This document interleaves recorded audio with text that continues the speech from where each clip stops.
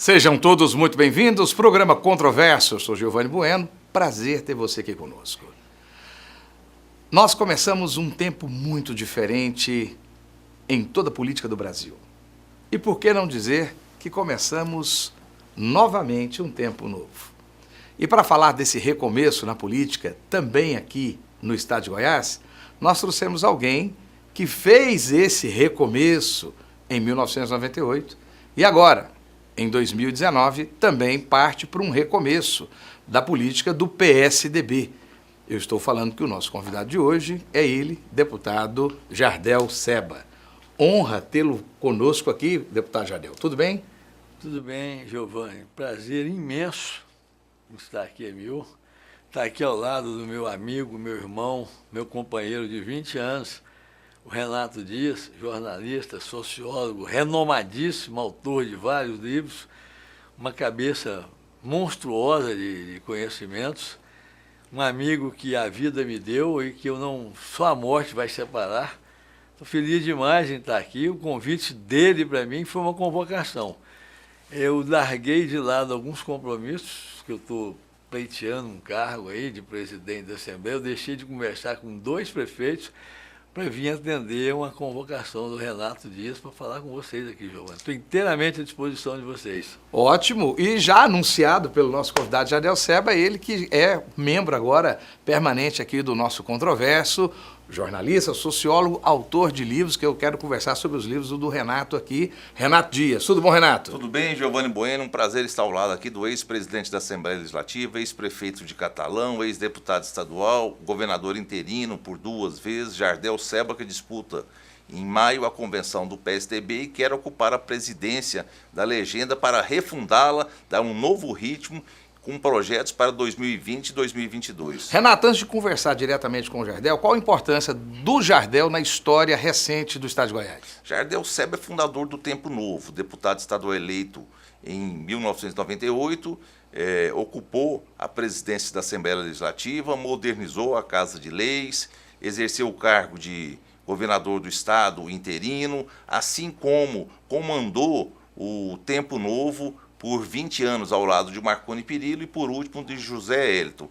Prefeito de Catalão, criou o Renda Cidadã, o programa Remédio Entregue em Casa, assim como unidades de pronto atendimento na área de saúde, ônibus escolares para estudantes, pavimentou estradas próximas a Catalão, assim como é um dos responsáveis pela modernização da cidade. Por último, exerceu o cargo de secretário de gabinete de José Hélito e elegeu e reelegeu Gustavo Seba, médico que realizava o curso no HDT, a residência em dermatologia, e é pai também do jornalista conceituado do eixo Rio-São Paulo, ex-revista Playboy, UOL, IG, Jardel Seba Filho. Então é um ícone também na medicina e graduado na Universidade Federal do Rio de Janeiro e torcedor do Flamengo. E tem uma quedinha aqui pelo Vila Nova. Não, só está aqui hoje porque ele é torcedor do Vila Nova oculto, que nós estamos querendo revelar aqui. Jardel, e isso tudo, com todo esse histórico e essa importância, com uma extrema moderação, um equilíbrio, uma galhardia, inclusive com os opositores, é uma marca registrada sua. E agora você pleiteia a disputa pela liderança do PSDB. O que é que você traz para esse PSDB que teve aí uma fragilização na última eleição para governador do ano passado? Mostrou, na verdade, essa fragilização no último pleito. Giovanni, o PSDB, outrora o maior partido de Goiás, hoje tornou-se um partido praticamente nanico. Nós tínhamos um governador, tínhamos senadores, tínhamos vários deputados federais, 12 deputados estaduais, mais de uma centena de prefeitos. E depois do que aconteceu, principalmente daquele flagrante com o ex-presidente da Getop e tal, o governador Marconi Perillo, apesar de todo o legado que ele deixou em Goiás, e que um dos motivos de eu querer ser presidente do partido é para defender esse legado, porque nunca na história de Goiás teve um governador que fez para Goiás o que o Marconi fez. O que o senhor se refere? Legado do Tempo Novo. Podia nominar? Nossa Senhora, vamos ver se eu dou conta. O EG, 200 mil bolsas universitárias, pavimentação de escolas, decuplitou o nosso PIB, tirou Goiás das páginas policiais e colocou Goiás nas páginas do desenvolvimento, geração de emprego, empresas que estão indo embora agora por falta de incentivos fiscais. Os parques industriais? Que vieram para cá, os parques industriais. Renda cidadã? Renda cidadã, bolsa universitária. Na área de cultura, Lei Goiás, Lei Goiás, Cultura, nosso centro cultural, FICA. Oscar Niemeyer, FICA. Então, enfim, Marconi tirou Goiás do ostracismo, das páginas policialescas, e colocou Goiás nos trilhos que Goiás merece ter. Goiás, A frente do Centro-Oeste também pode ser incluída? claro que pode. Goiás hoje é uma referência por causa do Marconi. Marconi foi o presidente dos governadores do Centro-Oeste. Marconi hoje tem mesmo com tudo que aconteceu com ele, eu o visitei há 2 semanas atrás lá em São Paulo, o respeito, o carinho, a admiração, o apreço e a gratidão que o povo de Goiás tem por ele é imensa. Eu não esperava que o povo de Goiás fosse sentir saudade com tanto pouco tempo Um dele. PIB de 17 bilhões em 1998 para um PIB de 202 bilhões em 2018. O que isso explica? Isso explica que ele conseguiu, com a sua credibilidade, sua responsabilidade, atrair empresas para Goiás. Eu vou dar um exemplo para vocês da minha cidade, Catalão. A Mitsubishi está na iminência de ir embora. A Mitsubishi tem uma área em Catalão de mais ou menos 150 mil metros quadrados. Mais ou menos 5 hectares, 4 hectares. Tem pista de prova e tudo. Já teve 4.300 funcionários, hoje está com 2.700. E eu almocei com o diretor-presidente da Mitsubishi, ele falou que ia dar uma última proposta ao governo, porque se não tivesse alguns incentivos fiscais, ele ia embora de Goiás. O que está acontecendo com a Caoa, o que aconteceu com a Ford no estado de São Paulo, e isso, principalmente para Catalão, vai ser uma desgraça, porque a Mitsubishi é responsável pela metade, 50% do ICMS de Catalão. Então eu acho que o governador Ronaldo Caiado, legitimamente eleito, precisava descer do palanque. Precisava começar a dialogar e mostrar que ele quer governar e não aparecer. Com todo respeito, que todo cidadão que ganha uma eleição por voto legal merece meu respeito, meu apreço, minha consideração. Agora, o Caiado não desceu do palanque. Ele foi na Assembleia, ele brigou com os deputados. Perdeu a eleição, o candidato dele perdeu a eleição, perdeu feio.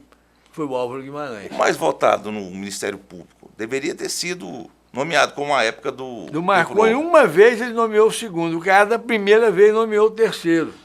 Por problemas pessoais. Foi na Assembleia, afrontou vários deputados, perdeu a eleição para presidente. Vai e pede para o povo vender fiado. Gente, pelo amor de Deus, isso não é atitude de um governante, vamos de um com calma estadista. Só para eu terminar meu raciocínio, Com certeza. o cara que entra no governo e começa a pedir para vender fiado, em vez de pagar dezembro, o problema do Caiado, ele deve ter algum fetiche ou alguma coisa mal resolvida com o Marconi.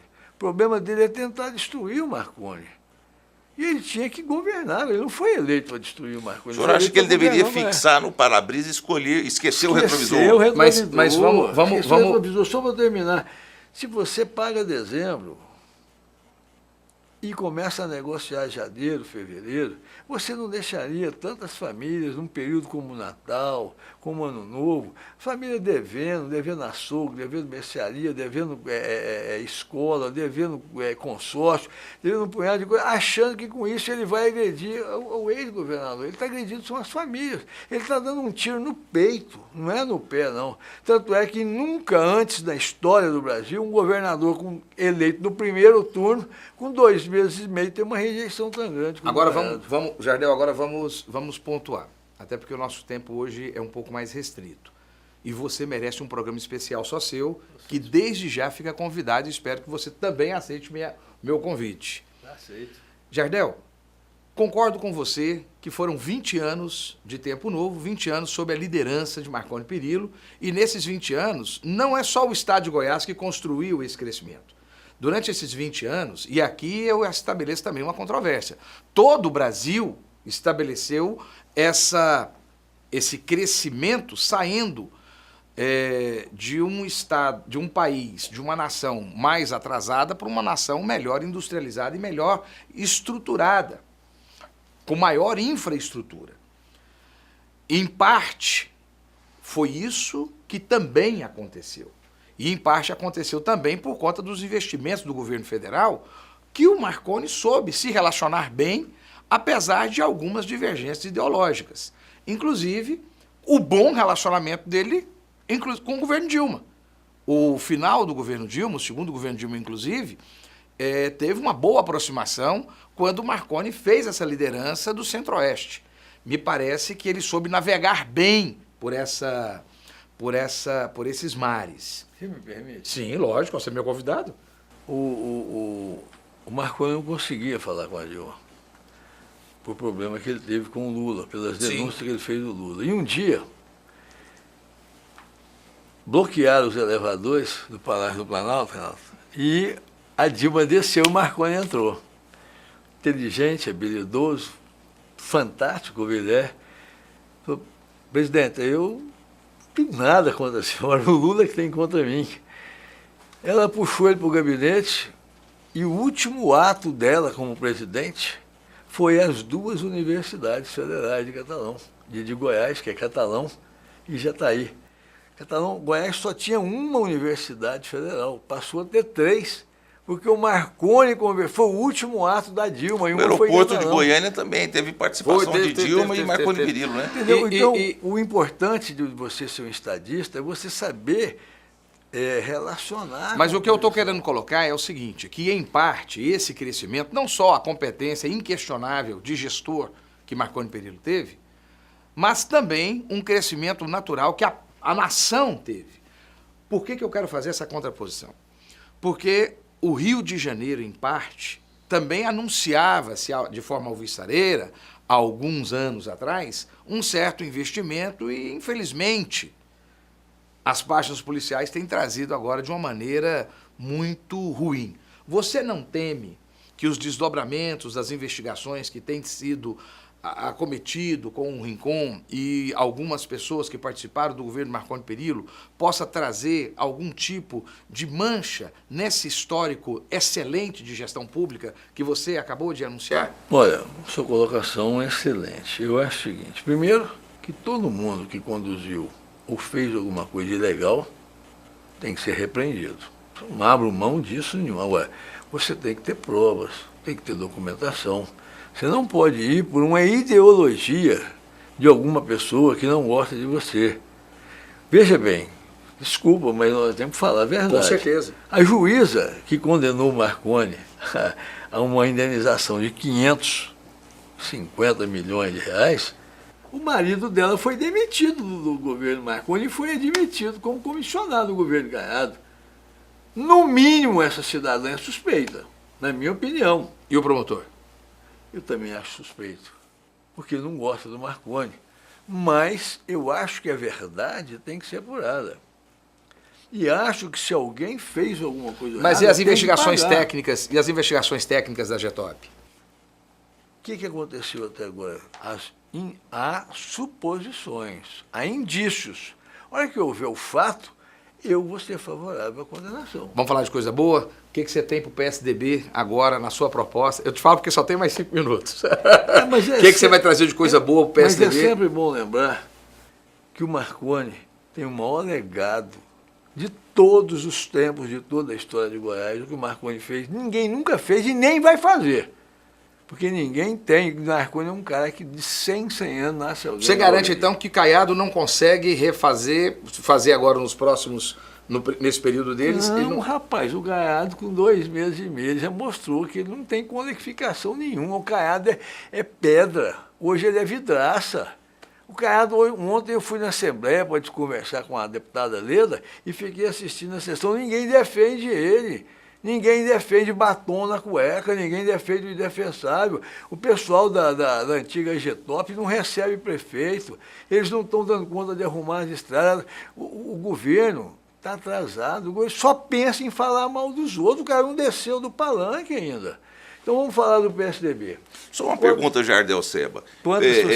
O PSDB, de que lado estariam Gustavo Seba, Diego Sorgato, Célio Silveira, o prefeito de Trindade, Jean Darro, Leonardo Vilela, e além disso, qual a interlocução com Marconi Perillo e Zé Hélito? Olha, de que lado você fala na escolha da presidência do PSDB? Todas essas pessoas já me declararam apoio. Não quer dizer que eu vá ganhar, mas eu vou disputar. Mas antes de saber da força política, eu queria saber do projeto. Porque a minha preocupação, sabe qual é? Mas eu só tenho força política porque eu tenho um projeto. Ninguém tem força política porque ele é simpático. Mas você sabe que no Brasil as pessoas têm mais força do que projeto. Não, eu apresentei um projeto. Eu nunca fui interessado em presidir o PSDB. Quando o nosso partido deixou de ter governador, deixou de ter senador, nós elegemos na última eleição 6 deputados federais, elegemos 1. Tivemos 12 estaduais, elegemos 6. Estou vendo muitos prefeitos migrarem para o lado do governo. E acho que o erro maior de vocês do PSDB foi ter aberto mão de disputar a prefeitura de Goiânia. E aí eu vou defender meu amigo Fábio Souza. Deveria ter vindo com Fábio Souza. Já poderíamos ser prefeitos em Goiânia há 8 anos. Então deixa eu terminar meu Desculpa. Não. Eu quero fazer um PSDB democrático, de baixo para cima, e não de cima para baixo. Antigamente, o PSDB, a pessoa indicava o candidato. Eu quero que os candidatos se anunciem e vamos fazer uma convenção. Eu vou tentar, se eu for presidente, com que não haja disputa. Mas se precisar haver disputa, o Fábio é meu amigo. Fábio de Souza foi meu vice-presidente da Assembleia e foi um dos mais leais companheiros que eu tive. Vou te dar um exemplo pequeno. A gente reunia no Papillon e as coisas estavam indo muito bem para mim. Um dia fecharam um grupo contra mim e o Fábio apareceu. Falou, olha, Jardel, quando estava todo mundo do seu favor, eu não ia na reunião, não. Mas agora que tem risco de você perder a eleição de presidente, eu quero estar presente. Isso marcou a minha vida para o resto da minha vida. Nutro pelo Fábio um carinho, apreço, consideração, respeito, admiração. Foi o primeiro deputado a me visitar quando eu fui prefeito de Catalão e eu mandei uma mensagem para ele. Nós estamos conversando por mensagem. Se ele ficar no PSDB, eu não garanto a candidatura de ninguém. Tem aí a Raquel falando em ser candidato, o Zé Witt, o Fábio de Souza, várias pessoas que... Eu vou tentar um consenso, mas não vou deixar que a candidatura seja imposta.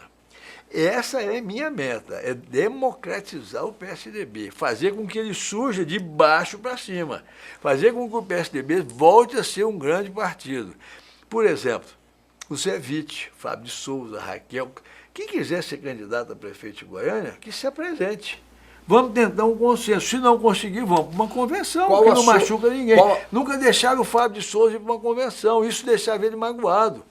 Aproveita a sua amizade com o Fábio e diga a ele o que eu tenho dito em particular. Se ele pretender ser candidato a prefeito de Goiânia, ele vai ter o direito legítimo de disputar a convenção. Deputado, o senhor fala em uma plataforma republicana, não patrimonialista, de defesa da ética, com capilaridade social do PSDB nos 246 municípios, democratizar as instâncias do partido.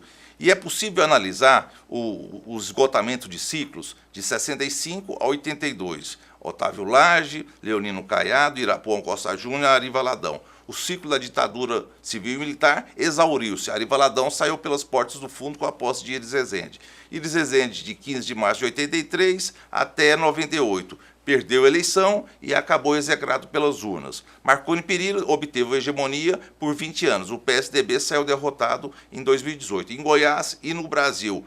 Mesmo assim, o MDB surgiu com força nas outras eleições. O PSDB pode ressurgir em 2020, 2022? Renato, eu acho que o PSDB tem que ressurgir. O meu projeto, eu não tenho vaidade, não vou ser candidato a nada. Eu tenho um corpinho de 69,5, mas eu fiz 70 anos e o Renato estava lá comigo, entendeu? Eu acho que o PSDB tem que se reinventar. Nós temos que voltar a ser um partido com democratização, com ouvir as lideranças. O PSDB, com todo o respeito que eu tenho ao atual presidente do PSDB. O PSDB não participou da eleição de governador. Nós indicamos uma vice do PSDB. Nós fizemos um sanduíche de pão com pão. Deixamos de atrair um partido para o nosso lado. Nós não pudemos indicar o primeiro vice do Marconi Perillo, que até então estava eleito. Só deixou de ser eleito depois que houve aquele problema daquelas prisões, daquele dinheiro e tal. Botaram o Vilmar Rocha, que passou 4 anos detonando o doutor Zé Hélio dentro do Palácio das Esmeraldas. O PSDB não participou das coligações de deputado federal, não participou das coligações de deputado estadual. O PSDB foi omisso. O PSDB aceitou indicações superiores. O Marconi, que é o meu maior ídolo, abandonou Goiás e foi para São Paulo resolver problema com o Kassab. Ele pôs o Vilmar a pedido do Kassab, nós temos que cuidar de Goiás. Eu, primeira vez em 20 anos, eu tive coragem de peitar o Marconi, falar que ele estava errado. Falei, nós vamos perder um dos maiores nomes da política de Goiás, que é o Tiago Peixoto. Porque além de colocar uma desafeta dele na vice, fazendo sanduíche pão com pão, não tenho nada contra ninguém, mas o vice não pode ser do PSDB. Colocaram o Vilmar Rocha, presidente do partido dele, para a primeira suplência do Marconi, sendo que estava tudo combinado do Tiago ser o vice do Zé Hélio.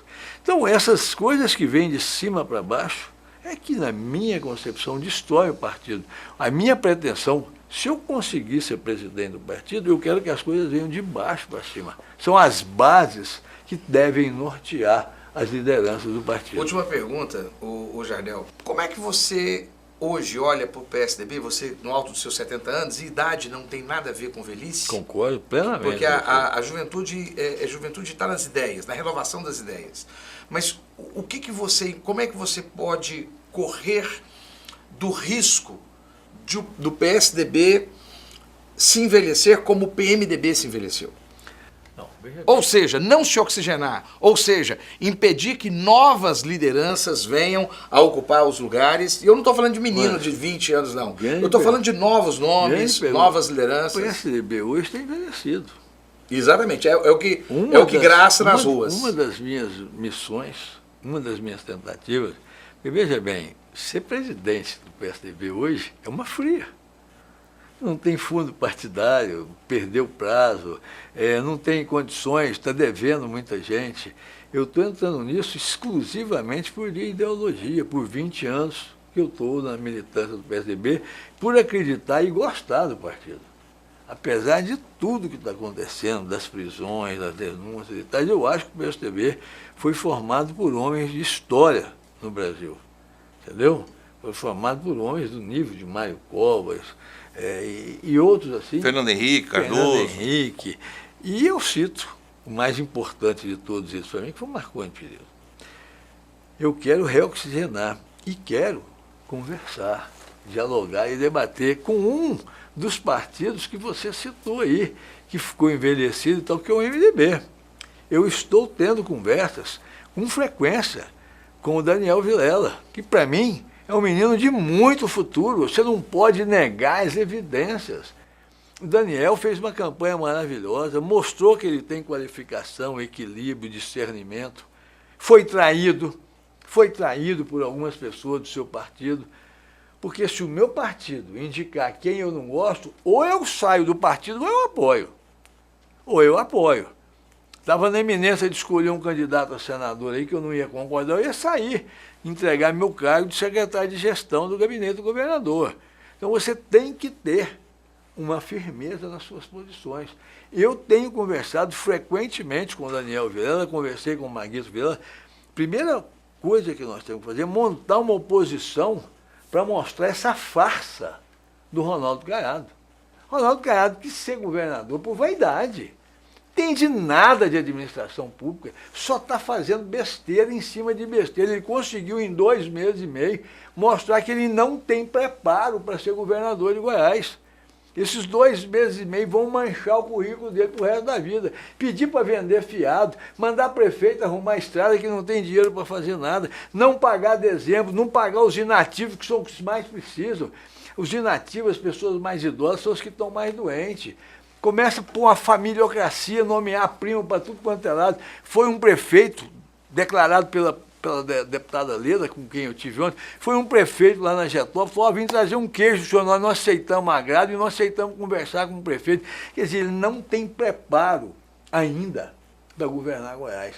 Ele está governando, fazendo baile funk, fazendo não sei o quê, por vaidade. Por vaidade. O Marconi, com 35 anos de idade, o cara tem 70. O cara é da minha idade. Ele nasceu no mesmo ano que eu, ele é de setembro, ele faz 70. Nós estudamos medicina junto no Rio de Janeiro. O Marconi, com 35 anos, não cometeu 10% dos erros que o Caiado está cometendo agora. Entendeu? E apesar de todo mundo em cima, por causa da idade e tal.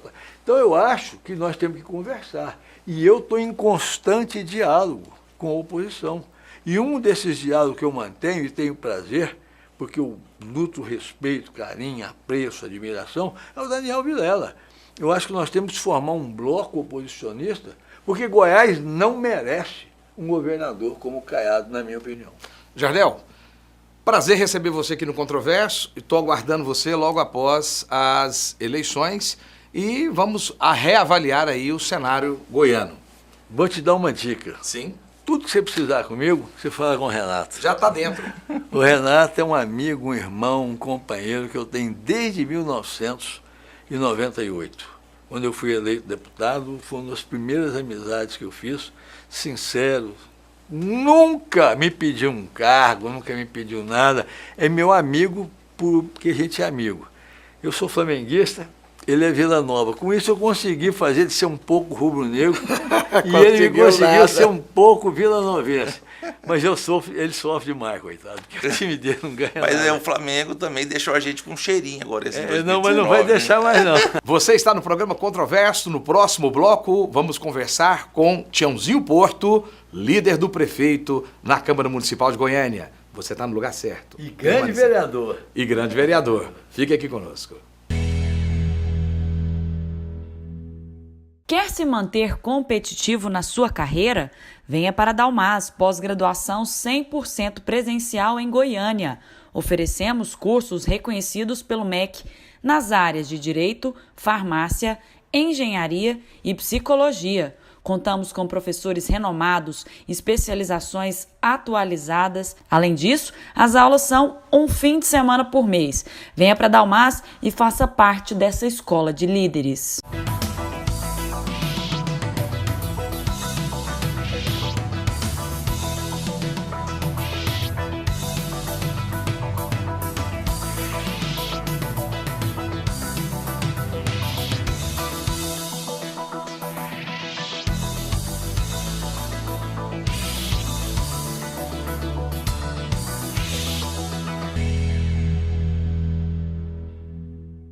Estamos de volta ao programa Controverso. Goiânia, cidade das flores. Todo jardim precisa de um jardineiro. Aqui na nossa cidade, Iris Rezende Machado, nosso prefeito, tem na Câmara Municipal como seu líder e representante o vereador Tiãozinho Porto, nosso convidado de hoje. Tudo bom, Tiãozinho Porto? Prazer ter você aqui. Nosso convidado já desde o ano passado, finalmente teve um espaço na agenda. Prazer ter você conosco. Prazer meu amigo Giovanni Bueno, prazer, meu amigo Renato Dias, duas pessoas maravilhosas, e é um prazer imenso estar aqui no programa de vocês. Renato Dias, Iris Rezende foi eleito prometendo que teríamos o melhor governo da vida, da experiência política dele. O goianiense tem experimentado isso? O prefeito de Goiânia, Iris Rezende Machado, assumiu o cargo em 1º de janeiro de 2017, permaneceu no palanque durante determinado tempo, acusando ter recebido uma herança maldita de Paulo Garcia, que acabou morrendo no ano de 2017, enfrentou problemas inclusive de ordem criminal, na gestão do Parque Mutirama, acidentes que ocorreram independente da gestão do prefeito, ao mesmo tempo que enfrentou também denúncias graves como a do ex-presidente do IMAS, Sebastião Peixoto, que abalaram a credibilidade da gestão.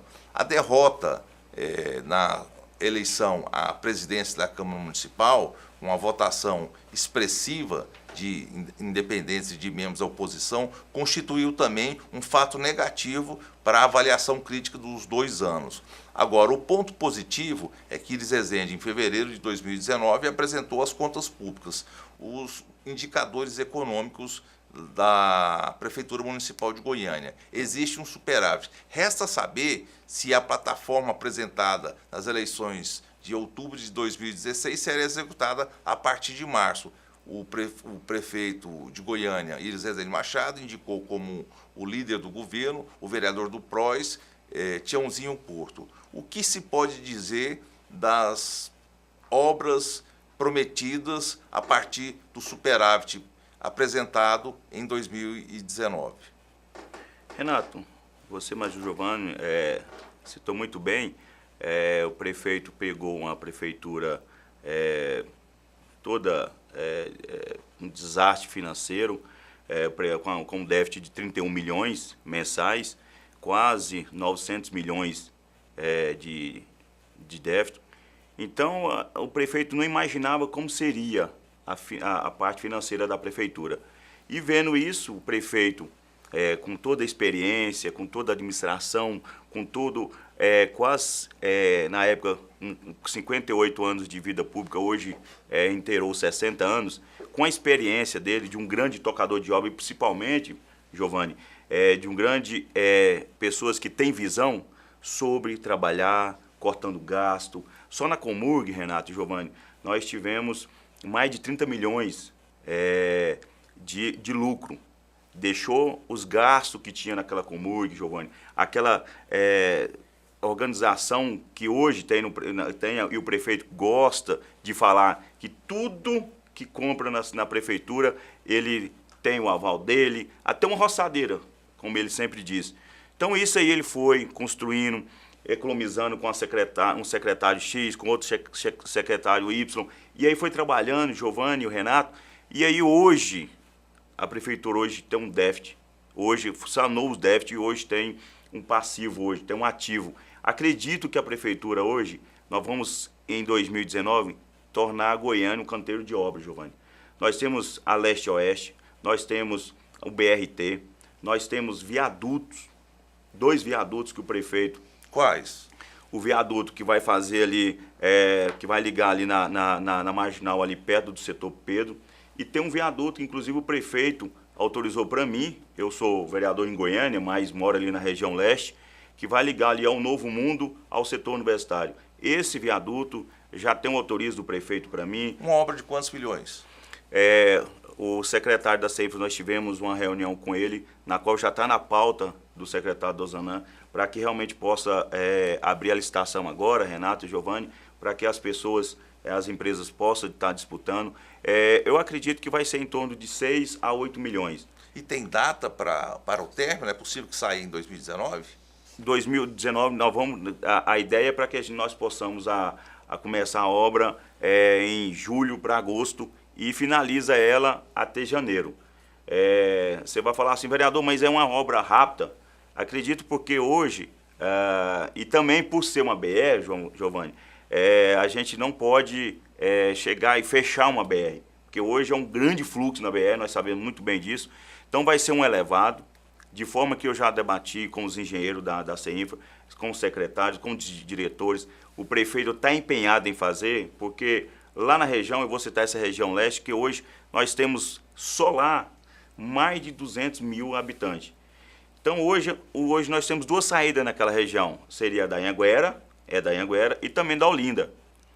Com esse outro eixo que vai sair ali da Pindorama até o Novo Mundo ali, até ali próximo à Celg, será um elevado, onde vai estar desafogando todos os moradores que moram em Senador Canedo, que passam ali na Olinda, Então aquilo ali vai desafogar aquilo ali. E os moradores do Novo Mundo não vão mais sair pela Anhanguera, vão sair ali pela esse novo viaduto que vai dar diretamente ali próximo à academia da polícia, ali na Selg. Então já vai sair no setor universitário. E isso vamos ganhar um grande tempo, vamos ganhar facilidade. E por quê? Hoje o senador Canedo está criando vários condomínios. Na nossa ali, daquela região ali, próximo ao Paço, tem o Los Andes, está fazendo ali vários empreendimentos. Então, se a gente não tomar uma atitude para que possa sair uma outra via, ali vai ser um momento que vai fechar o trânsito ali, não vai ter como. Líder do prefeito, vereador Tiãozinho Porto do Prois. A mobilidade urbana é um tema do século XXI. Não é o momento de ampliar os corredores exclusivos de ônibus, incentivar os transportes públicos, construir VLT, BRT, um metrô, estimular a aposentadoria do veículo a combustão, impedir ou criar taxas para as pessoas não circularem com veículos no centro, como ocorre no Velho Mundo, na Europa, em particular na Inglaterra, uma medida de intervenção que, inclusive, pode contribuir para a redução da emissão de gases nocivos ao meio ambiente e ao aquecimento global. Concordo, Renato, plenamente. E isso, eu até citei na prestação do prefeito, que ele teve lá na Câmara, que o prefeito ele mescla a experiência de secretários antigos, né, com a experiência, e estão colocando secretários novos, com energia, com determinação, secretários que têm doutorado, mestrado, que eu vou citar ali, que é o Celso da CDTEC, que conhece ali como ninguém. Então são pessoas, tem o Henrique ali, tem o próprio Breno, que é o procurador. Então o prefeito pega a experiência, vereadores ali, secretários ali já antigos, como por exemplo o Agenor, ele pega ali o Ortegal, que é o secretário de governo, e mescla com esses jovens, Giovanni, que aí faz aquela fusão onde está o andamento. Eu acredito, e isso eu citei no primeiro momento que o prefeito esteve lá na Câmara Municipal, que eu falei, prefeito, acredito no senhor, no momento difícil que a prefeitura se encontra. Daqui 2 anos o senhor vai colocar a casa em ordem e com certeza será um dos melhores administração da Vossa Excelência. Então acredito no prefeito, sempre acreditei no prefeito, e com essas obras, Renato, que você está falando aí, tem outra, Giovanni, que o prefeito vai asfaltar, tem 39 bairros ainda a ser asfaltado. Vocês conhecem, o prefeito vai asfaltar esses 39 bairros. E outra, é importante fazer isso, mas mais importante ainda, Renato, é dar condições melhores para as pessoas andarem nos ônibus. Não é só aumentar a tarifa de ônibus, e sim da qualidade. Uma nova licitação não poderia entrar em pauta? Exatamente, pode ser. Mas a gente não tem esse espaço para chegar no prefeito e falar, prefeito, vamos lutar. Porque você sabe que hoje há um conselho, né, onde se possa...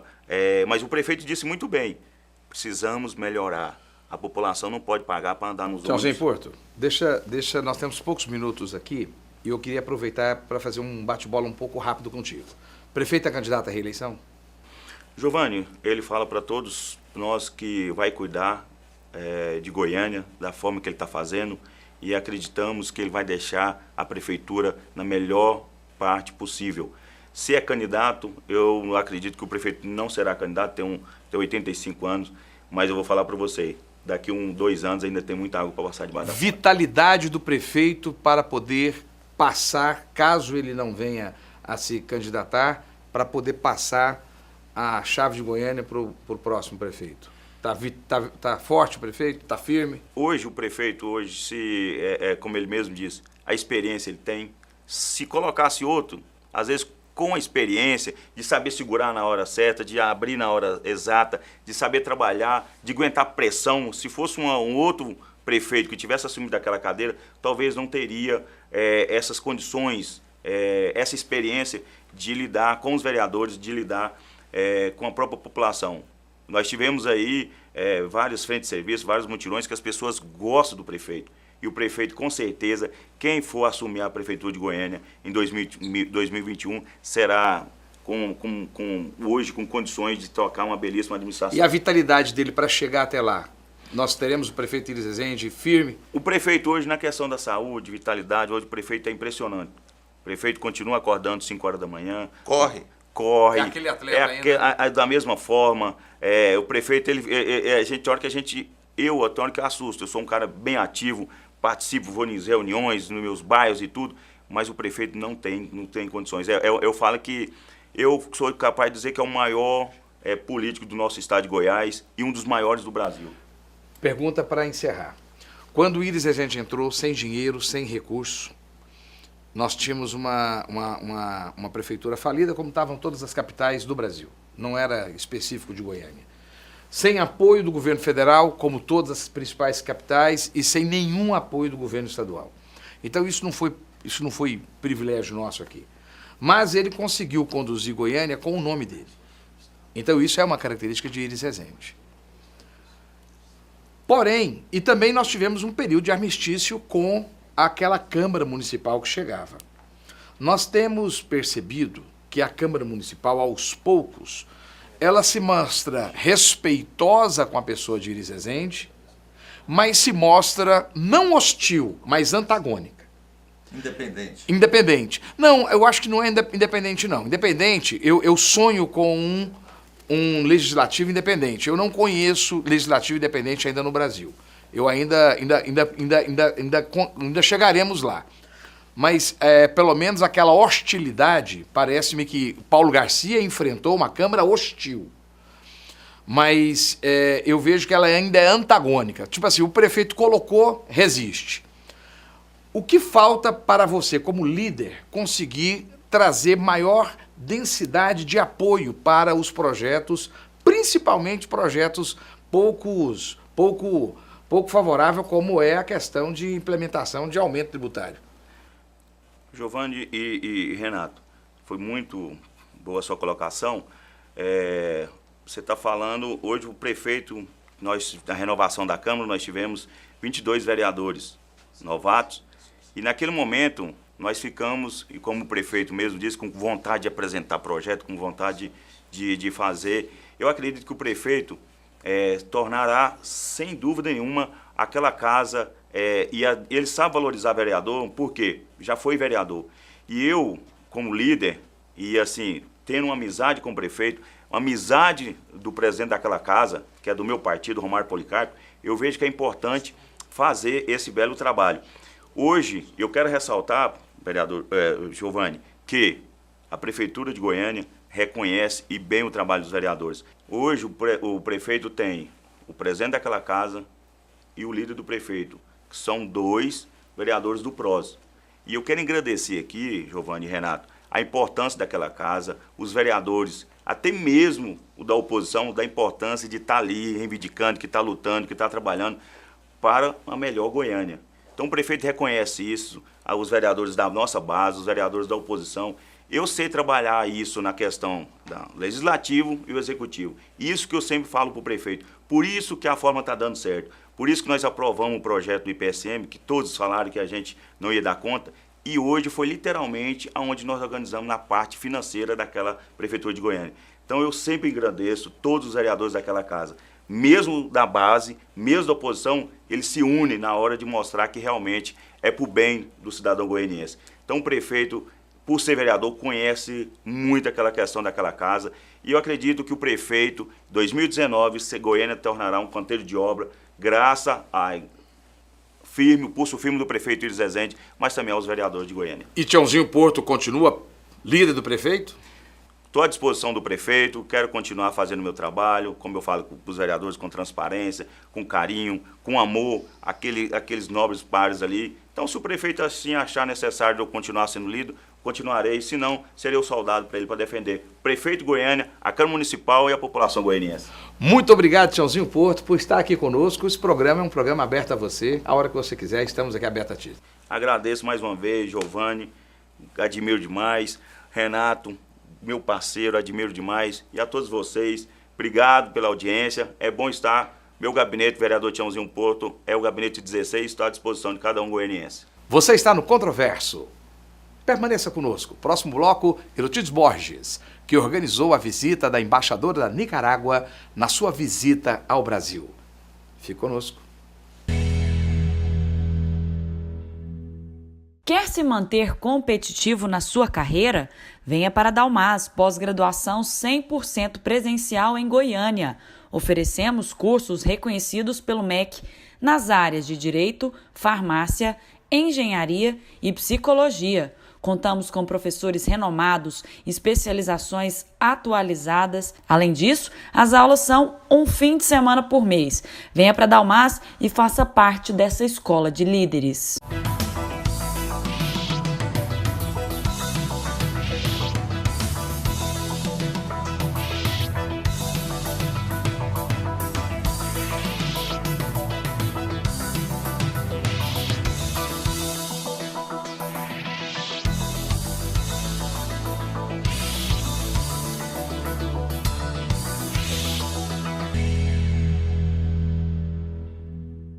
Seja bem-vindo ao último bloco do Controverso. No último dia 15 de março, Lorena Martínez, embaixadora da Nicarágua no Brasil, esteve aqui em Goiânia para uma conferência que foi organizada pelo nosso gestor público, nosso grande colega, Erotides Borges, nosso convidado de hoje. Tudo bom, Erotides? Tudo bem, Giovanni? Tudo bem, Renato Dias? É um prazer estar aqui com você. Muito bom. Sou seu espectador aos domingos à noite. Sempre vejo o seu programa. Muito obrigado. Muito obrigado. E já desde a época do Politeia, né? Desde a época do Politeia, que era um programa bastante polêmico. Erotides, eu quero fazer um programa maior que desde já eu convido você para conversarmos sobre América Latina e com foco também na América Central.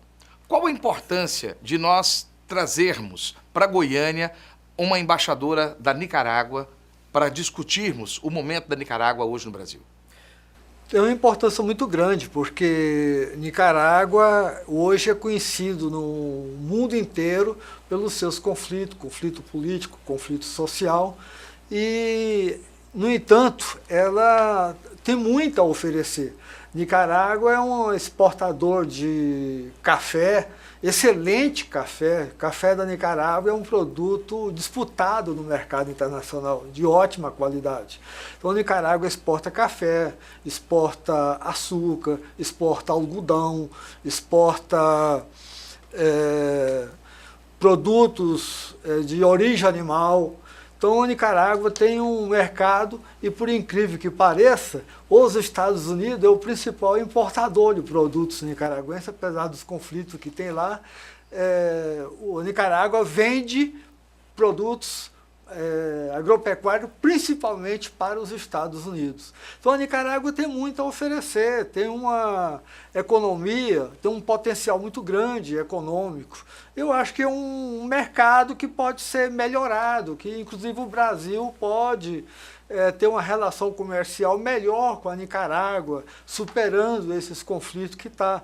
O governo nicaragüense tem essa abertura para diversificar e abrir novas parcerias comerciais. Acho que o Brasil é um mercado importante para isso. Eu acho importante, Erotides, quando você comenta sobre essa questão dos conflitos, trazendo o jornalista Renato Dias. Renato, o que esses conflitos da Nicarágua fala para nós aqui no Brasil em relação a esse momento que nós passamos político aqui no Brasil? A Revolução na Nicarágua ocorreu em 1979, dia 19 de julho, 40 anos em 2019. A Frente Sandinista de Libertação Nacional derrubou a ditadura de Anastácio Somoza Debayle, executada em 1980 no Paraguai, e uma eleição, uma sociedade que se tornou democrática, um socialismo de tipo diferente, que chegou a perder as eleições de 90, e Daniel Ortega foi eleito em 2006, reeleito em 2011 e mais uma vez chegou ao poder em 2016. Por via democrática. Por via democrática. Portanto, com 4 mandatos. A de 2016 com 72% de aprovação popular. Conflitos irromperam em 2018, sobretudo motivados por uma reforma da Previdência que Daniel Ortega havia enviado ao Congresso Nacional, que depois acabou recuando, o que resultou em 400 mortes. O Breno Altman, diretor editorial do Opera Mundi, disse que seria uma insurreição das direitas com suporte dos Estados Unidos, como ocorreu em 2009 em Honduras com Manuel Zelaya,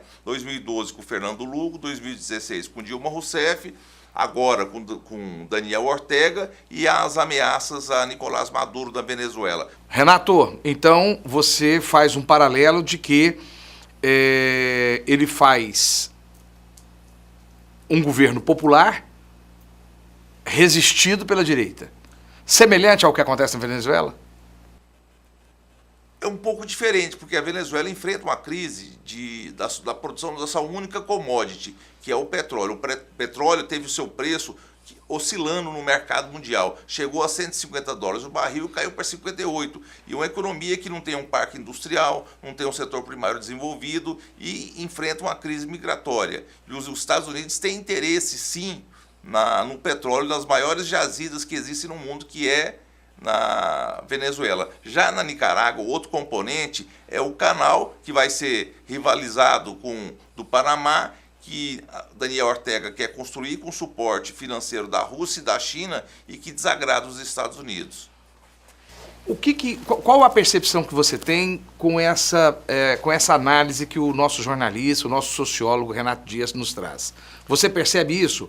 O governo do Ortega está sendo vítima de uma ação de direita? O governo Ortega é vítima desde o início, porque a Frente Sandinista, depois aquilo que representava o interesse do grande capital, que era a dinastia Isso não é conversa de socialista, não? Não, não é conversa, é fato. Inclusive, na véspera da Revolução de 79, quando a Frente Sandinista, depois o Anastácio Somoza, já tinha apoio dos Estados Unidos. Os Estados Unidos já tinham retirado o apoio ao Somoza em apoio à Frente Sandinista. Os Estados Unidos se distanciou da Frente Sandinista quando a Frente Sandinista buscou parceria com o governo cubano de Fidel Castro.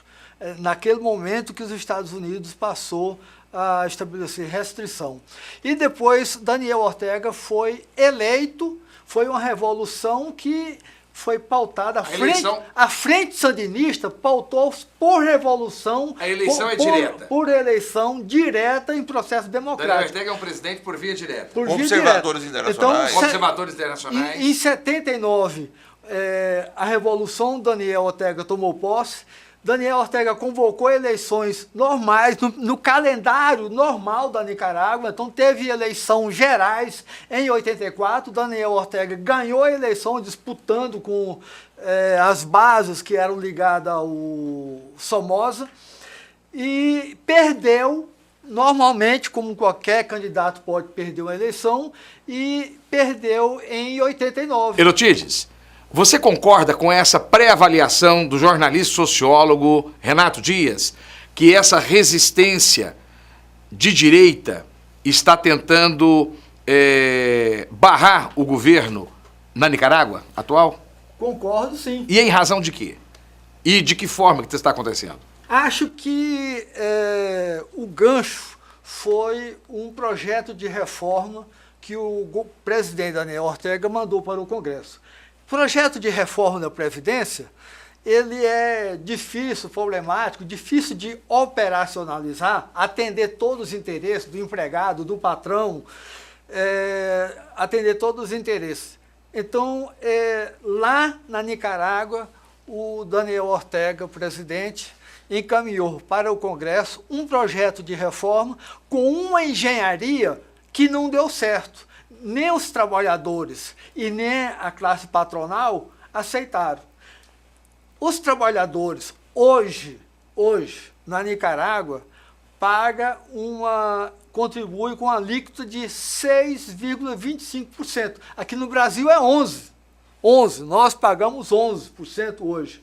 Lá na Nicarágua, hoje é 6,25%. Então, no projeto de Daniel Ortega, ele aumentava de 6,25% para 7%.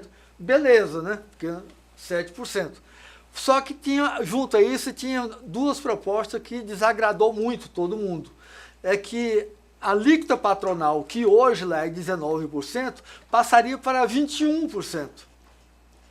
E tinha um item que era a redução de 5% no salário dos aposentados.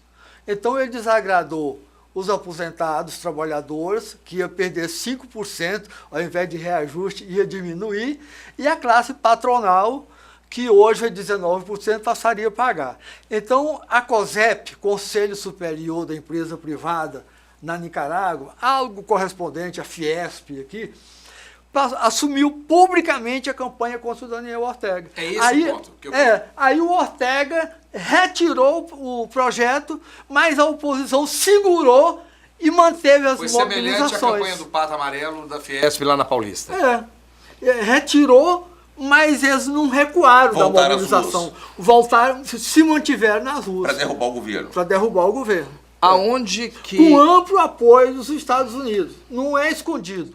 A COSEP, Conselho Superior de Empresa Privada, ela paga mobilização, paga instrumento, e não é escondido. Faz folheto, publica folheto apoiando as oposições. Elotides, agora nós vamos para a parte final. Eu quero fazer, eu já conversei com o nosso jornalista, sociólogo Renato Dias, para nós montarmos um ciclo de debate só sobre a América Latina. Acho que é uma coisa importante para o Controverso fazer. Mas, para encerrar o programa de hoje, por que esses grandes líderes de esquerda, que dizem que estão restaurando a democracia, por que não tem uma pessoa nova para conduzir a partir de então? Por que necessariamente essas pessoas se envelhecem no poder? Por que outro nome não pode pegar, a pessoa não vai para uma posição de conselho? Por que Lula tem que ser o nome? Por que Ortega tem que ser o nome? Por que os Franco tem que ser o nome? E esse já é o encerramento, e te agradeço a sua visita aqui ao programa Controverso. E já te convoco para essa reunião sobre a América Latina. Nós temos que pensar isso. A pergunta procede. Por exemplo, no Canadá, assumiu a presidência lá um presidente muito jovem, muito novo, deve ter uns 40 anos, presidente do Canadá. Então, aqui e ali acontece isso, mas na verdade, porque os presidentes são sempre aqueles que há mais tempo construíram essa opção e uma visão de democracia. Há mais tempo. Isso é um projeto. O projeto, por exemplo, quase todos eles defende um governo de benefício continuado, aos menos favorecidos. Essa ideia, longe do que muita gente pode pensar, essa ideia ela enfrenta uma resistência enorme daqueles que têm para si, são mais modernos, mais vaidosos, só enfrentam uma resistência enorme, no mundo inteiro. Renato Dias, muito obrigado. Hoje foi um programa muito proveitoso. Obrigado, Giovanni. Obrigado, Elotides Borges. Realmente uma noite que merece entrar para a história da televisão do estado de Goiás e do Brasil. Agradeço também a gentileza aqui do jornalista Renato Dias, do Giovanni, quem eu lembro da excelente participação no antigo programa Politeia, e eu lá sempre assistindo e tal. E agora Obrigado. Aqui no Controverso, espero que você mantenha a sua audiência conosco. Obrigadão, obrigado mesmo. E assim também você, telespectador e internauta, permaneça conosco até a próxima semana.